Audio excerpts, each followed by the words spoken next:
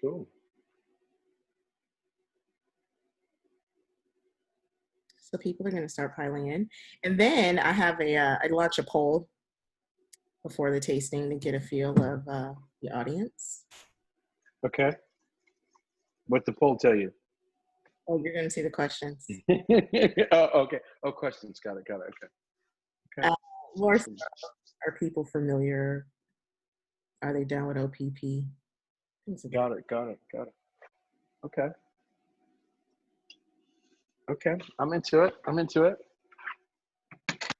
All right, we have Mr. André Mack in the building.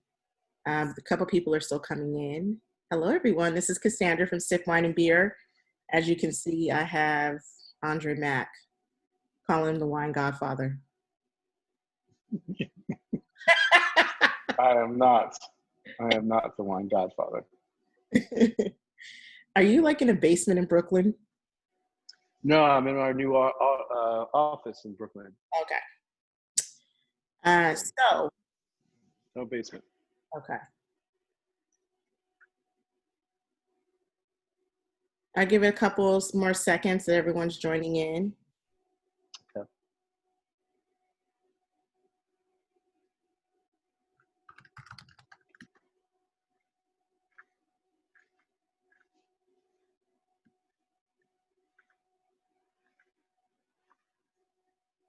Oh, you did all that, and that made us round on Facebook. I just heard, and I saw that little live Facebook pop up. Shit. Okay. All right. Live, brother. All the way Crazy. Live from crazy. Live from Brooklyn.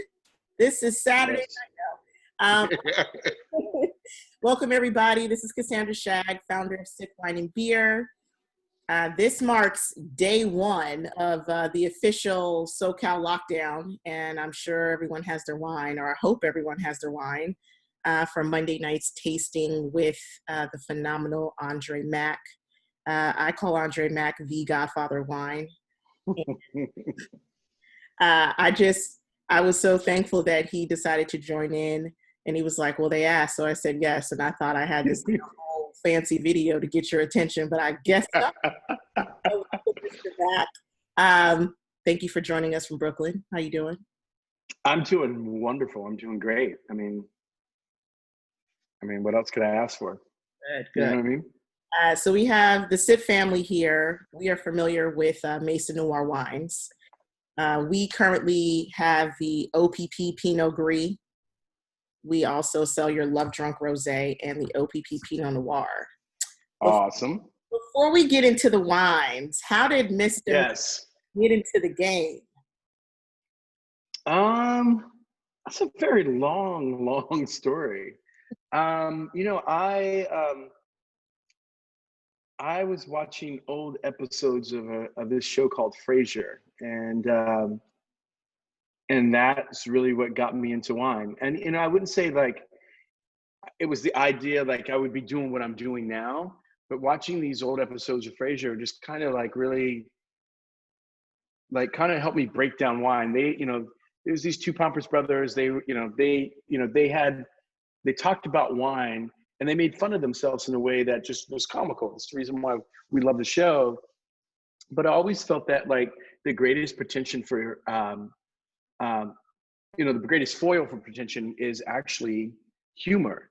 And this show gave me the courage to walk into the wine shop for the first time in my life. You know what I mean? Like in the way that like, I was just afraid, I was like, oh my God, like it's only people wearing ascots that are in here.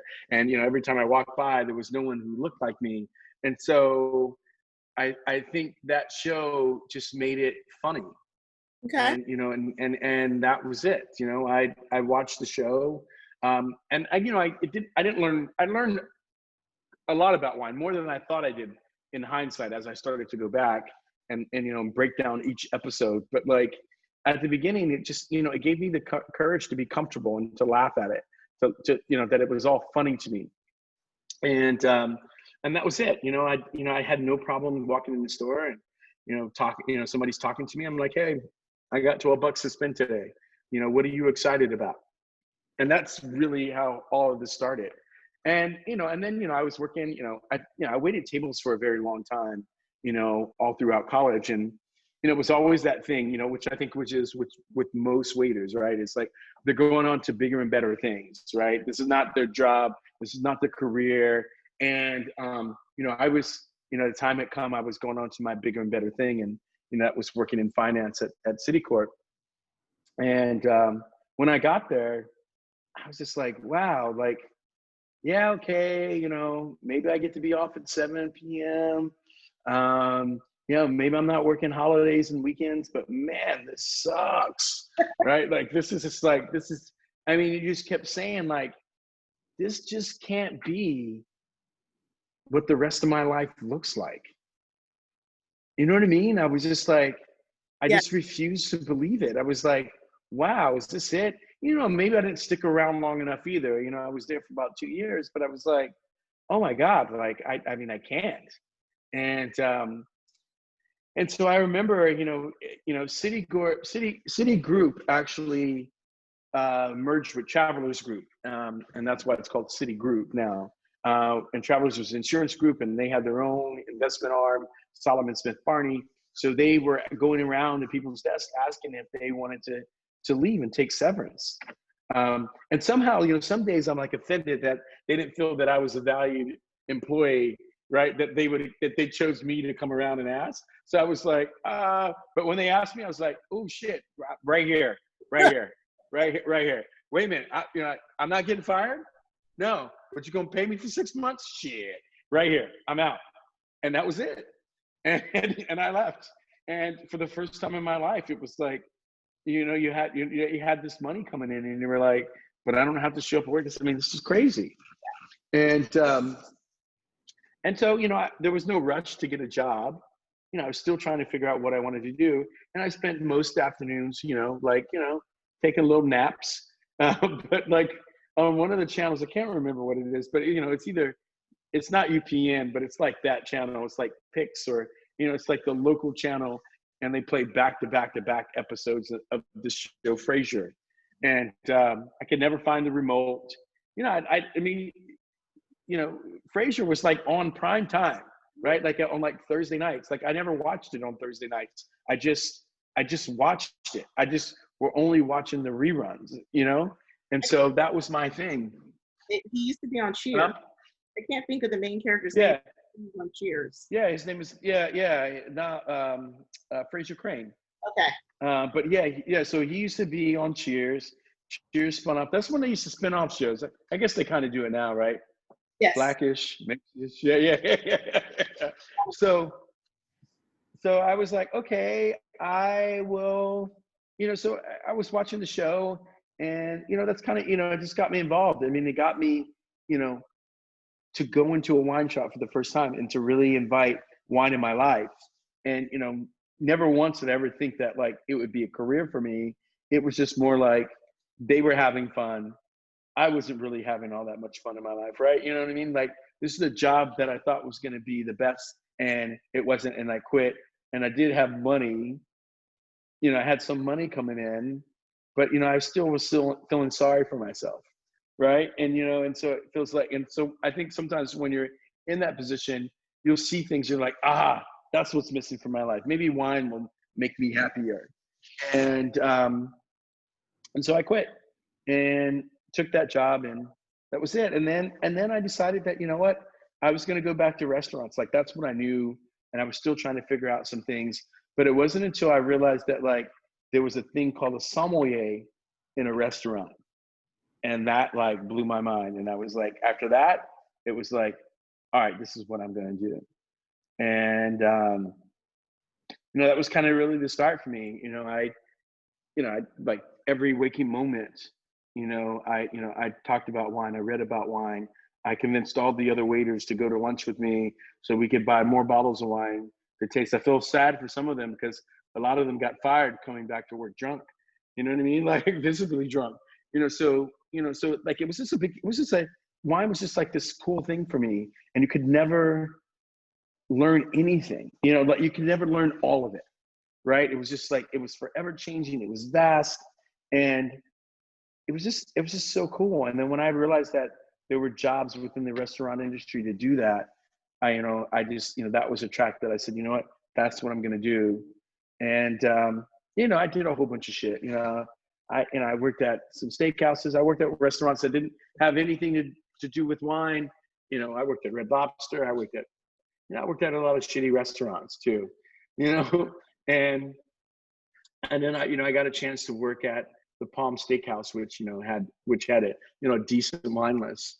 And that was it. I just locked in, and that was it. I was like, I'm going to learn as much as I can about this. And, the whole idea of like, really worried about like, I don't know if like every time I smell the wine, I just smell alcohol. Like, you know what I mean? Like the worry about like, I don't know if I'm going to be a super taster, but I'm just going to be book smart as hell. Right. And that was kind of my thing. But what I realized that the more you taste, the better I became. And it's actually a skill that you can learn.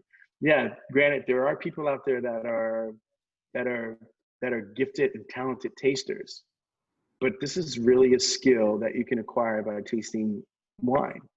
And I didn't realize that. I thought I was going to be, handicapped in a way. But, as I started to taste more and more wine, I started to understand my palate a little bit more and what I was looking for, all these different things. And, and I mean, long story short is that, I took the first level of everything that was available, went down that route, did some competitions. And, the competition thing for me wasn't for me to beat my chest to say that I knew more than anybody else.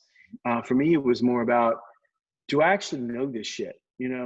From every night for, years, from, 10:30 at night to 4:30 in the morning, I devoted myself to studying.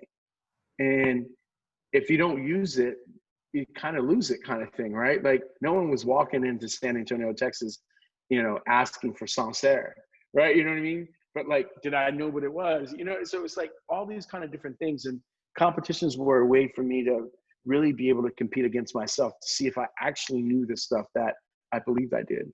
And then one thing led to another, and I met all these different people. And then I staged at Charlie Trotters. You won an award? Yeah, no, I won a competition. I won several competitions, along the way. But like, the journey was more about meeting all these great people. I was, best young sommelier in America. That's a big deal. And yeah, I mean, it's probably more of a bigger deal now than it was then, right? I mean, how I look at it. But it was great. It was a really gratifying moment in my life, because it was not because I beat everybody else. It was because I knew, you know what I mean? Like I knew the stuff that I was talking about. I think I nailed 9 out of 12 of the wines in the blind tasting. Like on that day, you know what I mean? I just told you earlier that I never thought that I was going to be a great taster. Right. And then, here it is, a year and a half later, and, I nailed 9 out of the 12 wines. And, so it was, it was a gratifying moment for me personally in that way. But, it was just, I was just getting started. And then, I moved to California. I worked at the French Laundry for Thomas Keller. And then I moved to New York to run the beverage department at Per Se, which was a sister restaurant there, for about 3 years. And then, I had the same moment, the exact same moment that I had when I worked at Citigroup, right? Same thing, where it was like, all right, this job is awesome. This job is great. But like, really? This is what the rest of my life is going to look like? You know what I mean? Like, nah, you know what, man, there's a whole bunch of other young sommeliers out there that think they understand what it means to be a wine director, to be a sommelier. They need to work here. They need to have a job here, right? Because I think a lot of them have it wrong, or they haven't experienced it in the right way. And, I understood that you have to give up the good in your life sometimes to achieve the great. And I didn't know what the great would look like, but, it wasn't that, right? It was awesome. And for a lot of people, people don't leave jobs like that, and I have to honestly say that for what I did, it was probably one of the top 5 jobs in the world. So what made you get into wine then? So it sounds like you're definitely you achieve, and then it's the next level for you? Well, yeah, I mean, I don't know. I mean, maybe it's achieve. I feel like I got there, right? Like I said, I wanted to do this. I got there. Okay, it was great. You think that, but it was for me. I'm constantly asking, is this what I want my life to look like? Do I want to get up and do this every day? And I think ultimately for me, I always wanted to be an entrepreneur. And by leaving, I just quickly said, this is what I'm most interested in. Like, everybody, all my peers were trying to figure out, is there life after the floor? What do you do? Nobody wanted to be an old man on someone else's floor, Huh? right? On my own, maybe someone else's. That's not what I wanted. And I kept thinking like, what? I wanted to continue to learn about wine. So it felt like the next logical step was to make my own. And if I could make my own, I scratched several of the itches I had, the biggest one, wanting to be an entrepreneur. Two, I wanted to have more creativity in my life. When you don't own shit, you don't get no say, right? You know what I mean? This is a chef restaurant, right? So I'm saying, hey, well, this would be cool, but like, shit, it ain't mine. You don't care what I have to say. And, so for me, it was like, okay, I wanted to have more creativity in my life. And, I just left. I just quit. Right. You know what I mean? And it was a lot of other shit about the restaurant that was like just horse shit to me. But like, like whatever, every place has that. Right. I said, you know what? I don't need to talk shit about them. Right? I'm going to go build my own shit. And, and it's so funny, right? Because I think we all kind of grasp on different things of how we try to figure it out. Earlier I talked about when I first started, I took the first level of every course that was available. So WSET, Court of the Master Sommelier, like everything. And before I could even take the second level, I was already working at the French Laundry. Right? It's like you already had the job that most people were trying to work their way towards. And then, when I moved to New York, it was more about like, I had a really big job. You know what I mean? Like there was like less time for study, like I really wanted to do this great. And, so it was really interesting, and somehow, some days I felt like I had to choose, everybody's like, oh, what level are you? And I'm like, I'm my level, right? You know what I mean? Like I'm on my own level, right? Like, I don't know, like, and I think like, I think education is great and cool. But like when it's used in a way to define you in a way, it's like, doesn't, everybody wants to be Raj Parr, but he's on a different level, and for me, I just felt like to dedicate 5 years of my life to get a title that I couldn't give to my kids, that when I talked about legacy, like when I died, it was over. Yeah. Right. I can't give the initials behind my names to my kids. And in that time, in 5 years, to be able to build a multi-million-dollar company that I could give to my family, like that just made so much more sense to me. And I think, and that's nothing against any of those organizations, right? I think a lot for them, they go on, they get those things, and that's the credibility, and then they go on and they build companies and they do stuff that they can pass down to their children. But for me, it just felt like the whole idea of devoting, fucking 5 years to some shit, to have at the back of your name. I just felt like I get it. I absolutely get it for all those people who do it. I understand it. But, I think the biggest thing in life is understanding yourself and having self-awareness. And I knew for me that, I wanted to do something that was exciting every day for me. And that the idea of like studying for a test is something where I could be studying and building something that was real in the world. That had appealed to me. So, but yeah, I left. I made a little bit of wine in California in 07. 07 was our first vintage. Oregon was a place that always spoke to me. It was, the part of the list, at the per se that I built and fleshed out. And, when I thought, all the great wine lists that I had a hand in working in, they bookend on red and white Burgundy. So Pinot Noir was something very dear to my heart. I never had the gumption to think that I was going to move to France and to make wine there. So I felt like the best place that was making Pinot Noir in the United States was the Willamette Valley, and that's really where I chose to hang my hat. And it's been 13 years since I started the company. Maison Noir. Yeah, we could talk about. It used to be called Mouton Noir, but there's a lot of shit that happens in the industry. But now it's called Maison Noir wines. What would be, for people here who are new to wine, or they're just starting to get into Oregon wines, what would be the difference between Oregon wines and versus California wines? I would say if we're talking about Pinot Noir, and I feel like that's what Oregon does best. It is, to me, Willamette Valley Pinot Noir is the best of both worlds, right? It is that fruit it has that fruit that you associate with California. And it also has that terroir, or the taste of the land, or what you associate with the old world. And they meet in this very glorious place called the Willamette Valley. And so that's what I had always been attracted to. It's like old and new. And, that's a generalization, but, obviously if you're talking about Russian River, different specific places in California, specific places in Oregon, the wines are made differently, but as a general rule of thumb, for me, it is the best of both worlds. It has European old world elements mixed with new world elements, and that's always been the draw for me. And the people, the people always seem to speak to me, you know what I mean, in a way that it resonated.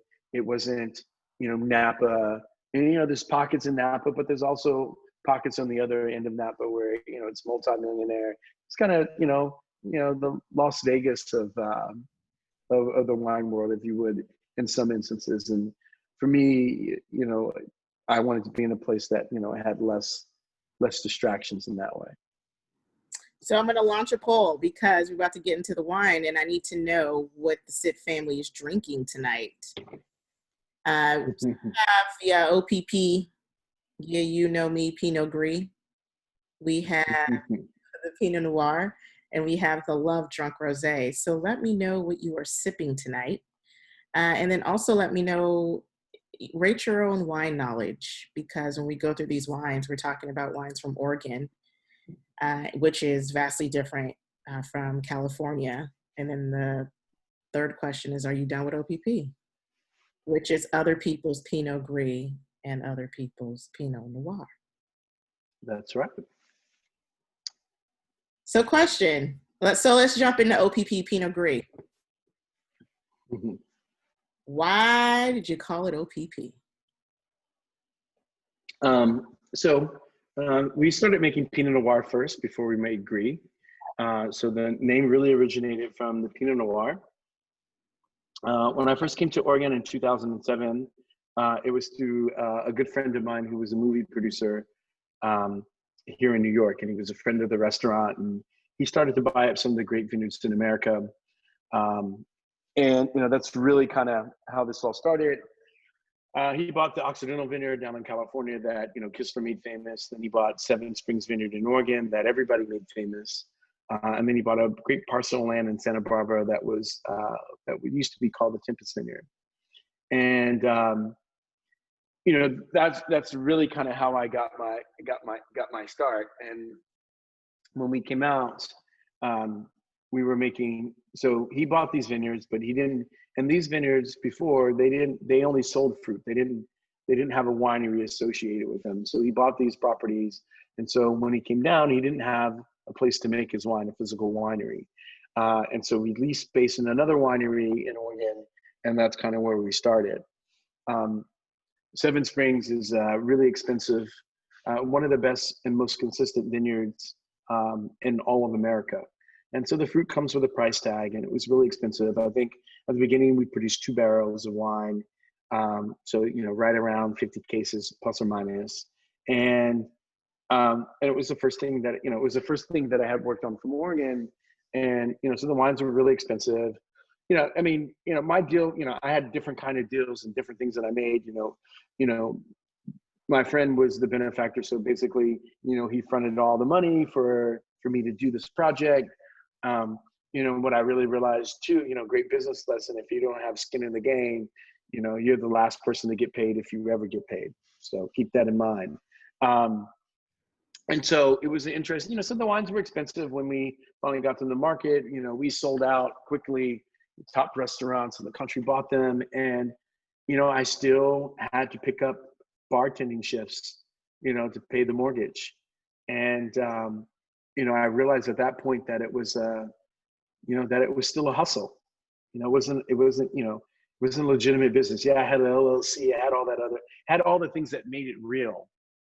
But like the way things were happening, it didn't feel that way. It felt like it was still a hustle. I'm trying to figure this thing out. And so the next year, I realized, okay, those 2 barrels that were expensive, this is how much money I made. And the winery that we were renting, from, I ended up buying 8 barrels of finished wine from them. And I took that wine and blended it in with the wine that I had made. And so now we had, what I would like to say, a beautiful wine at the price point that we had, but we had a lot more wine at a lower price point too. And so when we took those 8 barrels, we moved them into our new facility. I always referred to them as the other people's. And, it wasn't something that I didn't make the wine. So that's why we called it the other people's. And then we blended together so I didn't have a name, we were kind of behind the gun. I wanted to have a fall release, all those things, get in for the holidays, all that. So I didn't have a designer. Designers were hell of expensive. And I created the label and I said, I'm going to call it OPP. So the front label is really the back, so the back label is really the front label to the government. So all these labels have to be submitted to the government for approval. So how you see the name on the back, all the information, that's really the front label to the government. The front label to what we all know as the front doesn't have to really have anything on it. It can just have a picture. And so we decided to have an acronym of OPP. And so what it really stands for is other people's Pinot. And what that's really kind of grown into is, it's an homage into all the people who work with us, that work for us, that, that they had a hand in making it. It's something that they can purchase too. I think a lot of people work for wineries where, the wines that the wineries that they work for produce wines at $40, $50, $60 a bottle. And for us, it was something about, this is Pinot Noir for the people, not just for the people who were looking for it at that price point, but actually for the people who actually made it as well, who were part of our company. And that's really what it's grown into. OPP Pinot Noir is the #1 wine that we make. It's sold all over the world. And, OPP means lots of different things to lots of different people, depending on where you're from. If you're from Canada, it means Ontario Provincial Police. If you are from, say, New Orleans, it's Orleans Parish Prison. It can mean lots of different things. But for us, it means other people's Pinot Noir. And it's been this homage, to me, it is, it's my interpretation of everyday drinking the Willamette Valley Pinot Noir. And when you start to look at it, when the Willamette Valley is about 54 years old, 55 years old.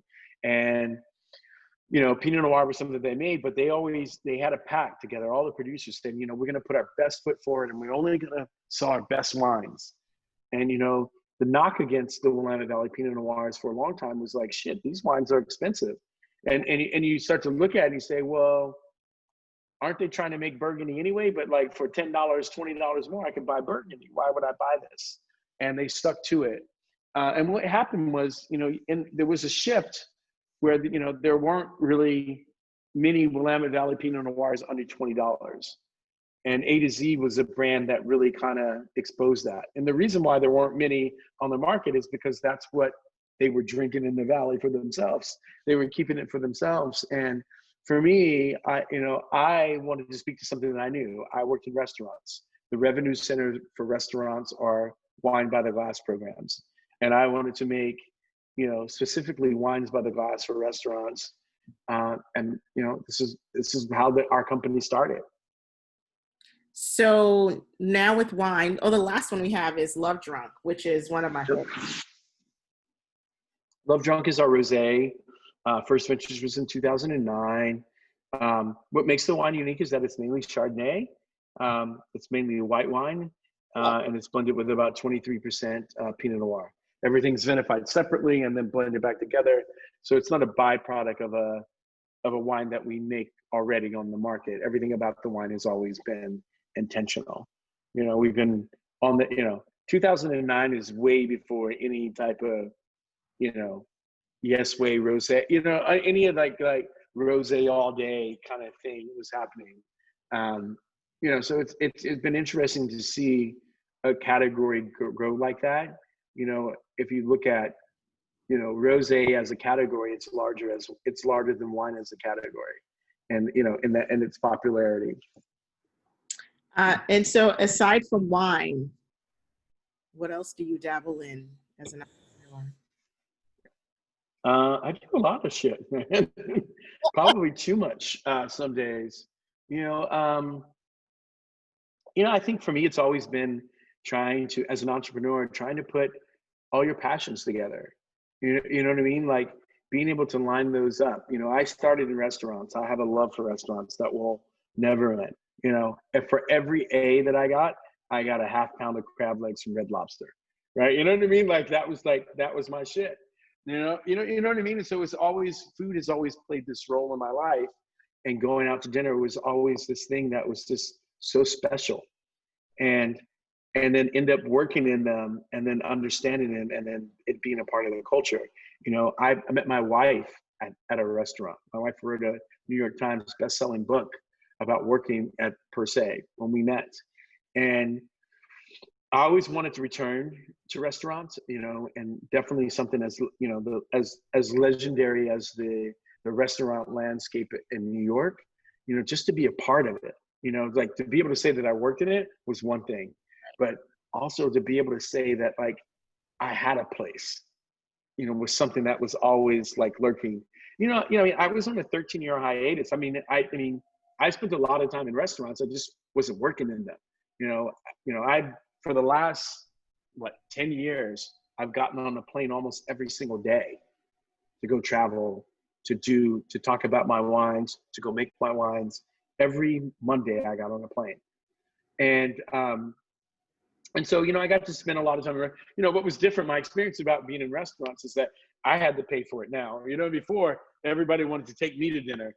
Now I'm taking people. Now I'm taking the dinner. Now now I'm paying the bill, which is cool. It was totally cool and great. But I got to see a lot of things that were happening in restaurants all over the world, and it just came time at one point. I think it was in 2016. I had moved. We had just had our third. You had Pickle, which is like our number 3. They all go by numbers. Well, at least in my mind. So we had number 3. We actually have 4 together, but we have 4 total, but we have 3. Number 3 was born in February of 2016, and we decided just to move to France for like 4 months. So we packed up the whole family and we just moved to France, and it was a cool experience. It's really great. We spent most of our time in Lyon, but we traveled all throughout Europe, and I didn't get to go to a lot of fancy restaurants like I wanted to. And I spent a lot of time in the 11th, and I don't know, I just was something about what was happening there, the mom and pop places. But when we came back to Brooklyn, I told my wife, it's like, I don't want to be one of those, I don't want to live in Europe for 6 months out of the year, right? You know what I mean? Like that wasn't my jam. Maybe you know what? Maybe when I'm older, but like, nah, right now, like, nah, like our neighborhood is changing and I want to be able to contribute to that. How can we contribute to the narrative of our neighborhood. And I was like, this is what we do. This is what we know how to do. We know how to do this great. We did it at the very top, at a very high level. And so we decided to open and Sons. So and Sons is and Sons Ham Bar is the first all-American charcuterie, country ham, cheese, American wine. We have wines going all the way back to the 50s. So everything's American. It's 20 seats. It's very small. Next door, we open and Sons Buttery, which is our provision store.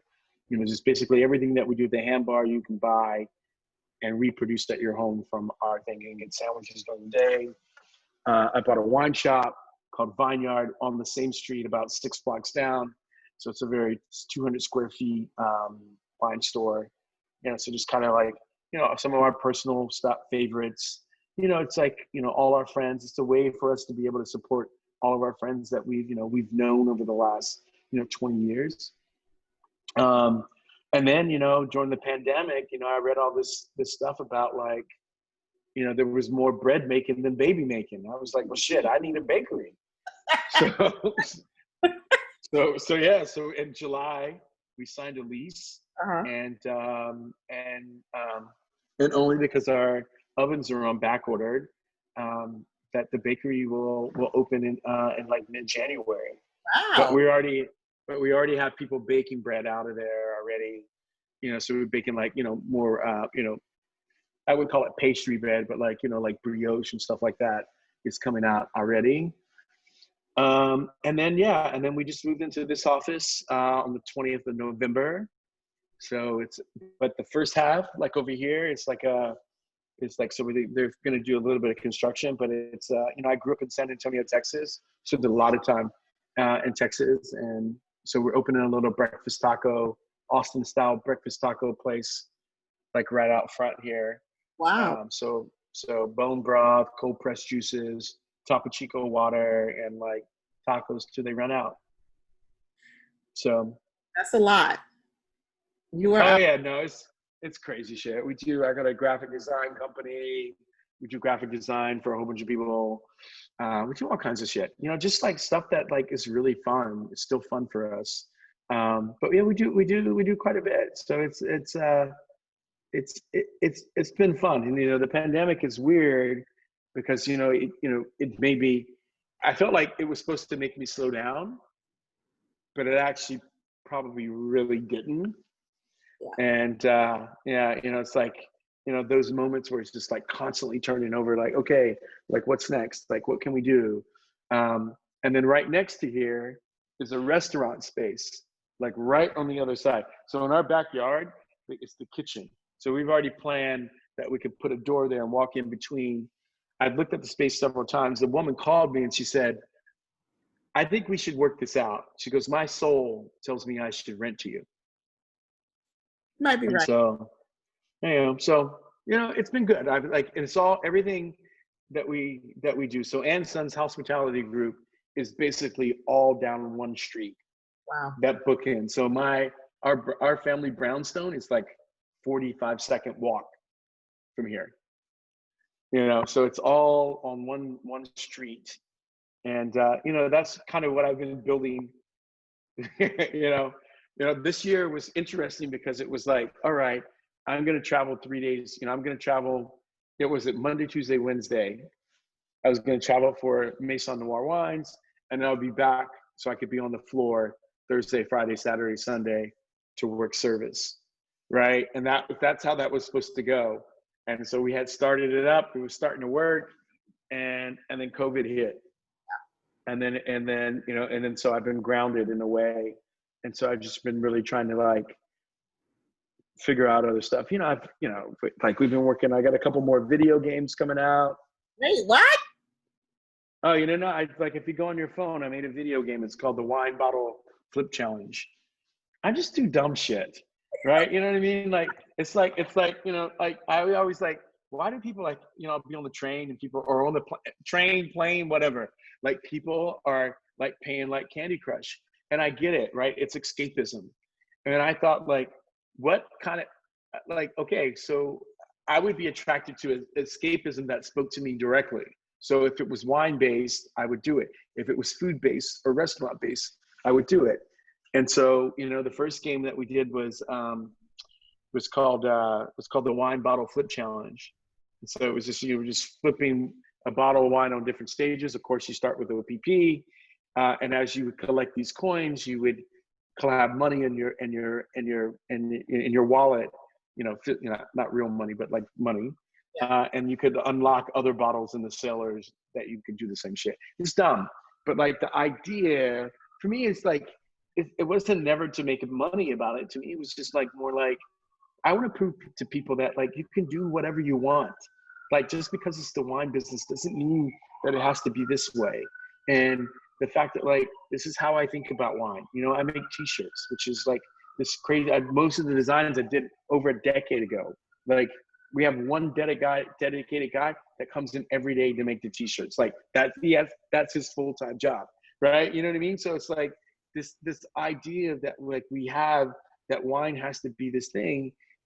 It's not. Like for me, it was never that way. This is how I look at it when I walk down the street or I'm watching football and the Burger King commercial comes on and I'm like, Burger King, Barolo King, right? Like Barolo's the king of Italian wines. And so I made a T-shirt 10 years ago that people are still buying, right? So it's the same, it's like I'm so immersed in it that I can only see it one way. And I just try to bring that to light. Like it's not, it's not the best. It's not supposed to be the best game that you can get on download on your phone. You should download it, but all of you guys should download it. But it's the idea that like it just starts this. It plants the seed that says that someone else that might have a better idea to say, hey, I can do this in this space. And so we got like 2 or 3 more games. This one's free. The big game you'll have to pay for, but like it's all like just like fun shit, like in a way that like I get a chance to. Someone said to just download it. Thank you. I just love it so much that it's like, let's just do shit. I mean, I don't know if they were serious. There's some guys from New Zealand that tried to buy it from me, and I was like, nah. Right? Yeah. It's not, but because it's not about. It wasn't about making money, right? It was just to show people it could be done. So what do you think can be done in the wine space for Black people? Whatever we want to do. Why y'all asking people for permission? I don't even know why. Like everybody's like in this thing shit. We already know how to do it. Let me explain to you this. There was a blackout in the late 70s in the Bronx. And people took to the streets and started looting. Then all of a sudden, everybody had these turntables that they didn't know what to do with them, right? And they turned it into a tool. They invented scratching. They invented hip hop, right? We just go and do some dope shit because that's just what we do. We don't need to ask them for anything, right? So like what could be done? Whatever the fuck we want to do, right? Just the other day, I saw somebody post a picture where they had a McBride sisters like sparkling and like some cream. I don't know if it was suntan and lotion or some body cream that was packaged together and shit. I was like, see, that's my people right there. You know what I'm saying? See what I'm saying? Like we don't, it's like we asking them, but we don't need to ask them. We already have our own permission and that we do some shit. And then the world starts doing the same shit. Start saying the same shit, the way we walk, the way we talk, like, you know what I mean? Like, and so like, like in my heart of hearts, we don't need to ask for permission. This is why I did your show.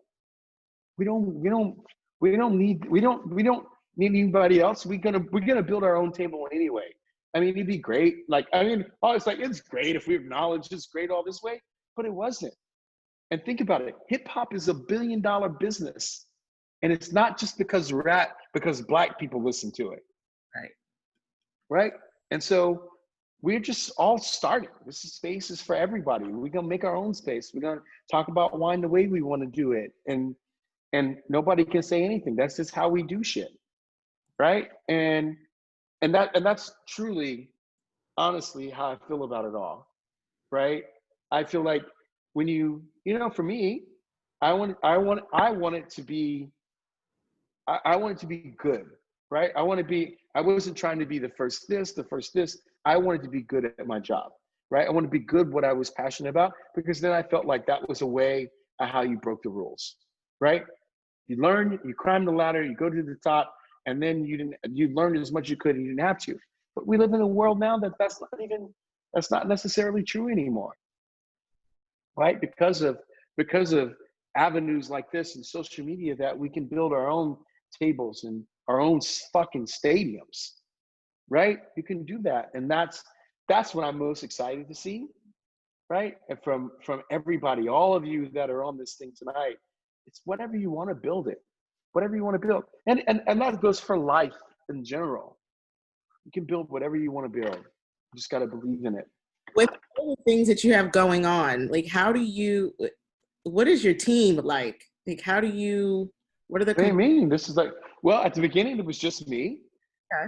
I mean, like let's think about this. After 13 years, we just moved into an office, right? At the first, like, you know, it was just me. And then I realized that, like, I was disrespecting all the people that were trying to work with me because I couldn't get back to them in a timely manner that was professional, you know, whether I was missing them or whatever. And then I hired a personal assistant about 5 years ago, which was great because it was a person who helped me organize my life. He didn't work for any of my companies. He worked for André Mack. And that person made me a better father, made me a better person. You know, like, it just took all the shit off my plate so I could actually be present and focus on what was in front of me. And you know, so that started to happen, you know, and he worked so the bottom level of our brownstone was, was my studio, which, since the 20th, I've been slowly moving out of. That's kind of been heartbreaking for me, and I was like, shit, I was down there when it flooded, and I was down there like scooping shit out of it. You know what I mean? Like, and here now, we have, right now, I mean, we have 6 workstations right here, and then we'll have another 6 on the other side. We have several businesses on the street. There's a lot. And personal team, I still have the one guy. It's just him. But like, as the teams, as now we start to grow a little bit, we have a couple of design guys, but like, my thing is that I truly believe that you can build it all from within, and I get it somehow, some days, that does take resources. I feel like I'm fortunate enough to know that, like, I do have some. I do have, I'm in a position in my life where I do have resources to say, hey, I like, fuck it, I'll just make my own documentary film, for 25 grand. Fuck it, right? I'll just tell my own story, right? Because everybody else wants to like turn me into a fucking clown, right? You know what I mean? So, so the idea, I feel like that you can really do that. But my team it's still very small. This is an HQ. I mean, it goes this way. It's pretty big. This is the HQ for all my shit. So all our t-shirt stuff, all our graphic design, all our filming, podcasting, all of that, all the restaurant, everybody, this is their office. What's the advice for people who are trying to get into the wine space? Be relentless. I mean, I think it's different times, right? Like, we live in an era now where you have access, everybody has access to everybody, right? To some degree, right? And for me, it was a little bit different. It was harder to reach out, and it wasn't this much information available. Shit, there's a television network devoted to wine. Like, that didn't exist. So I think, like, try all of it. For me, if I'm giving advice from when I started back in 2000, well, let's call it 99. Actually, it was 2000. I had more time than I had money, right? So I just showed up. I would go count inventory for free, to other restaurants where they're like, but don't you work over there? It's like, they used to think I was a spy or something. I was like, dude, I just want to learn. And I think that's how you get to network and meet people. You offer your time. and say, hey, what's happening here? Then they get to know who you are. Then you get to know the expectations of the job with actually even being there. You know, I think a lot of people, you know, my thing was like, I would have paid them, right? Like, we all look at it differently. Like, oh shit, they want me to do this. They got me taking out the trash. It's like, shit. If I got to learn all this shit that they doing, I got to access the behind the scenes of what they're doing over there. Shit, I would have paid them, right?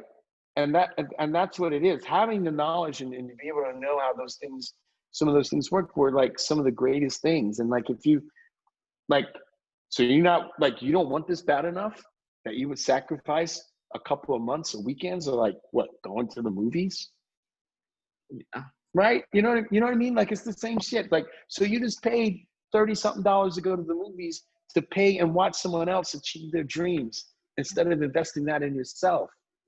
Right? So that was always my shit, was like, okay, I got more time, I'm gonna go do this. So I say, figure it out. Like, you know, and come armed with the knowledge already. Put in the work. No one wants you, like, you think you go because I decided that I'm gonna pick up the phone and talk to you, that I'm gonna give you everything. Shit, my daddy told me, don't tell your brother all your secrets.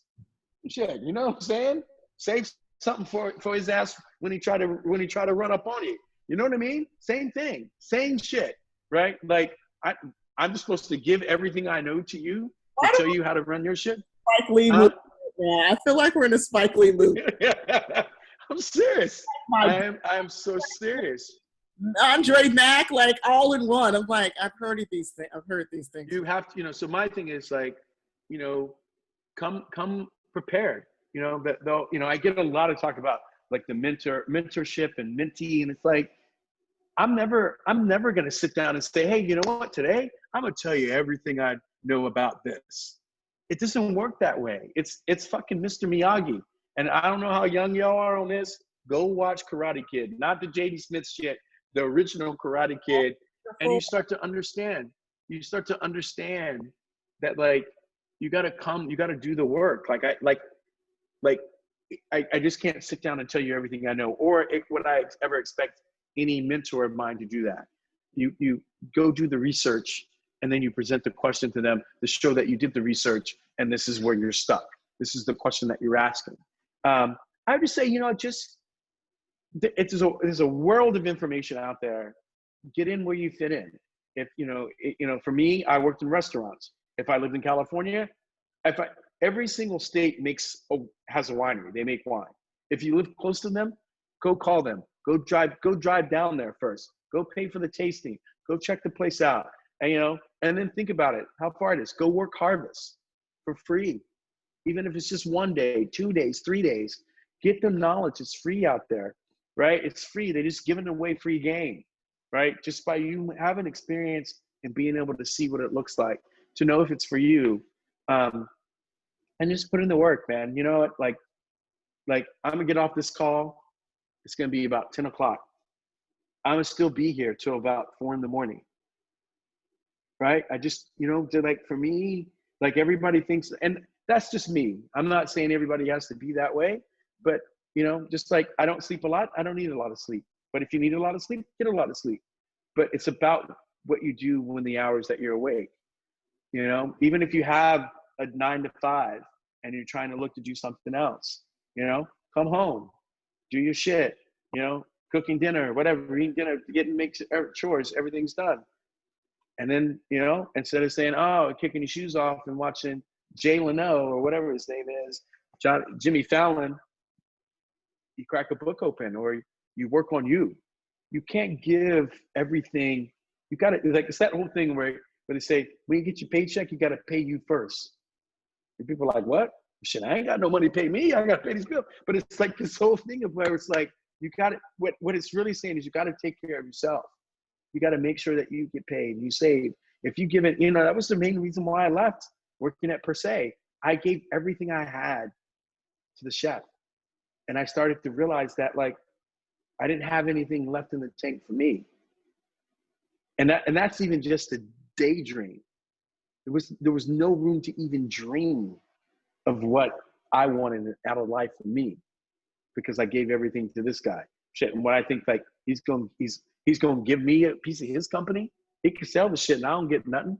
Right. So I just felt like, all right, I need to save room for me. And then that's okay. That's dreaming. That's daydreaming. And then it's like, all right, let's put a plan together. So I would just tell everybody, like, you get out of it what you put into it. I mean, it sounds so fucking cliche and I sound like a cornball saying it, but it is the absolute truth, right? If you go work for these people for free, ask a million questions, learn it all, right? It's just, even if it's just like for you to say, that's not what I want to do. It's not the rest of your life, And so if you want to get into wine, there's tons of different programs that you can apply for, different grants, all these different things. But like, I think you don't need to spend any money on most of it. The foundation, is already online. You can learn that somewhere. It's in books. But, the next level stuff is meeting someone, meeting someone or networking with people that have experience in this industry that could, teach you how to study, teach you how to organize your shit, right? Which are the biggest things, right? Like, it's like, this seems like such a daunting task. How do I even attack it? And I think sometimes it's so daunting that, like, it leaves people, speechless, and, they can't move. But, get after it, man. It's one life. This is not your practice life. This is what you want. Go get that shit. I'm telling you. And I'm only telling you because that's how I woke up one day and realized that like, you got to go get this shit. Ain't nobody going to walk in and see how hard you're working and like take pity on you and say, I want to hire you. Go get that shit. When will horses and hand grenades be back in stock? We bottle on the 12th. So we'll probably have it at SIP soon, Candace. Yeah. So yeah, no, just bottling. Just this is the shit that happens, right? Like, it's like, oh, well, you ain't got the wine. It's like, well, shit, it's not like we got a faucet in the back and we can just turn it on and fill it up, right? So, this shit happens, right? It's like there's a break in it. And now I know I need to make more, so, but the last question for you, sir. What's your vision for Black wine? Oh yeah, he was like, don't you call me. What's my vision? What's your vision for Black winemakers and the wine industry as a whole in 20 years? Well, I mean, I think the idea of, like, is that we all think that we can do it. There's Black winemakers out there. It's not that, like, they're invisible or they don't exist, and it's not like that they're working any harder than any of the other winemakers. For me, it's just like I always thought by, I always led by, like, if you see someone that looks like you doing it, then you can do it. Right? I don't think that Black winemakers, I mean, we face a lot of different roadblocks, but, like, I don't think any more than the others. Like, I mean, the biggest one is capital. You say you want to do that shit, like, you know what I mean? Like, it's like, so I don't know nobody that's going to, like, somebody's going to give you 25,000 shit. I don't know nobody going to let me hold $50, right? You know what I mean? So, like, and that's kind of the thing you talk about. You say, well, shit, the only person that's going to, it's not even an investment. It's I'm from the hood. So the drug dealer was the only guy you can get. That's the VC, right? That's the venture capitalist. Shit, and they ain't even a loan, right? Because he's like, shit, you're going to give me my money back. Yep. So yeah, right. So, I think for me, it's just like, is that, we all know each other now, right? So it's not, it's not a communication thing. I think that, like, just like helping more people get into the space, but my vision for everyone is for them to be prosperous, that there's just many more, right? Just because of that, you see all of us and all of our glory for whatever it is, that you see us, that there's other people right now. Maybe there's people in this Zoom call that say, wow, maybe that is for me. Right? You know what I mean? I think my goal for us as to see many more, right? That it is not this unicorn thing, like when you see one of us that you're like, I get it all the time. so you doing it? I love it, dude. I love it because like shit, I got your ass now. You ain't even see me coming. Now I'm like talking shit to you. You know what I mean? Like, and just messing with you because it's ridiculous, right? You know what I mean? Like it doesn't matter. You know, someone says like, what difference does it make what color the person, you know, looks like that made my wine? It's like, it doesn't matter, right? It doesn't matter. But the fact that every time that I walk in here, you look at me like I'm crazy or that I'm part of the help or that I might be stealing something out of your store. Excuse me, sir. I could buy your store today. Amen. So I'm going to say that this is a sit virtual tasting, do the right thing version. This was always do the right thing. Always do the right thing. Thank you so very, very, very much for taking the time out. I do hope you get some sleep. Lord, I thought I was one that stayed awake a long time. I'm like, oh, okay. What do you mean? I'm like up by like 8 o'clock, 9 o'clock. It's great. I go downstairs, I cook the kids' second breakfast, and then, you know, I head to the office. Well, I applaud everything that you're doing. You are a demonstration of what generational wealth is supposed to be. And, you know, our conversations, for the most part, don't even end up talking about wine. It's about follow your dreams, right? Drink wine, and right. Mack says, do that shit. Yeah, do that shit all the way live. Do that shit the way we know how to do it. Do that shit in the way that makes the world jealous. We know that already. How can they be so happy? They ain't got more than me. This is how we are. Any questions? Everyone's like this. No, we good. Any questions? Last call for questions. Mr. Mack got things to do. So crazy. I think they're gonna process this tomorrow and be like, oh, it's all good. It's all good. We're good. Where's Undivision Black Wings? I got that. Well, my dad's from Brooklyn, and my mom just texted me that he really enjoyed it. So I'm gonna get part when I get off the phone. When I get off my phone, call me and be like, that brother right there. That's what's gonna happen.